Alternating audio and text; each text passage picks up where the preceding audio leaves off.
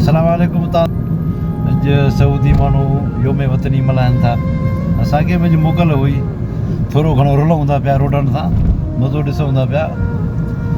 त हिकु हमरा खे रिश्तो खपंदो हुयो, पोइ हिकिड़े ज़मीनदार ॾे वियो, ॿुधई त आसूं त माण्हू हिन रिश्तो आहे, ख़बर हुनखे पई।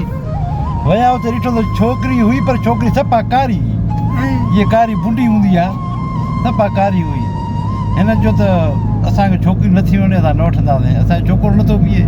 माण्हू बहानो इहो कंदो आहे, छोकिरो नथो बीहे। हुन ज़मीनदार जो ॻाल्हि ॿुधो, जे तव्हां अगरि मूंखे छोकिरी वठो त मां तव्हांखे कार बि ॾींदुसि। हिते हिन जे छोकिरे जी बाबा कार मिले थी, शादी कयूंसीं। जी मां हिन महिल कार हो ॾेई पई, जिंद छॾाए थो, बाक़ी जेके इल्मो छोकिरियूं थींदियूं न, असांखे जहाज़ ॾेई जान छॾाइणी पवंदी। सो ईअं ई थींदो आहे। हिकिड़े माण्हू वरी अहिड़ो कूड़ हुयो, जी मां हिकु ॾींहं में मुंहिंजो 60,000 खपी वियो। अड़े ॿार बि 60,000 में तूं खारायो छा?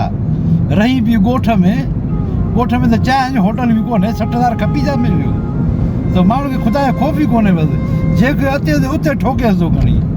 तव्हां सभिनी दोस्तनि जी महिरबानी आहे। अॼु योम वतनी आहे, सो असां घुमूं था, तव्हां बि कुझु घुमो फिरो। इहे अथव दिलबर, वञो था सभई हेॾे होॾे घुमण फिरण जे लाइ। हाणे मंझंदि जो टाइम थियो आहे, सोची था पिया किथे वञी मानीअ भोर खाऊं। हे अथव रेस मुनीर, हे रेस आयो आहे, हिते तो हाणे मूंखे हेॾी मानी खारायो। रेस खे त हाणे असांखे मानी खाराइणी पवंदी। तव्हांखे ख़बर आहे रेस खे मानी खाराईंदा ई न आहिनि, तारीख़ में लिखियलु आहे त रेस मानी खाईंदा ई न आहिनि। हिकिड़ो चङो मुड़ुसु हुयो, मां तव्हांखे ॿुधायो त पंहिंजो अखियुनि ॾिठो वाक़ियो, सम्झी उनखे बि माण्हू रेस कंदा हुया। पोइ हिकिड़ो फ़ैसिलो ओॾे हुनजे लाइ वठिया पिया वञूं हुनखे, उहो सिगरेट पीअंदो हुयो। हिकिड़ी जाइ ते वठी वियासीं हुते, हाणे पर्सनल वारा फ़ैसिले जी जाइ ते जंहिं महिल बसि चांहि जो ढुक त पीआरियो, जंहिंजो हाणे कमु हुयो फाथल, हुन जो महिल पीओ चांहि, हिनखे पीआरियो रेस खे चांहि पीते। जेॾो सिगरेट पैकेट ते वञी वठी आहे, खीसर में हथ हणी चीटी, मां पैसा ई घर विसारे आयुसि।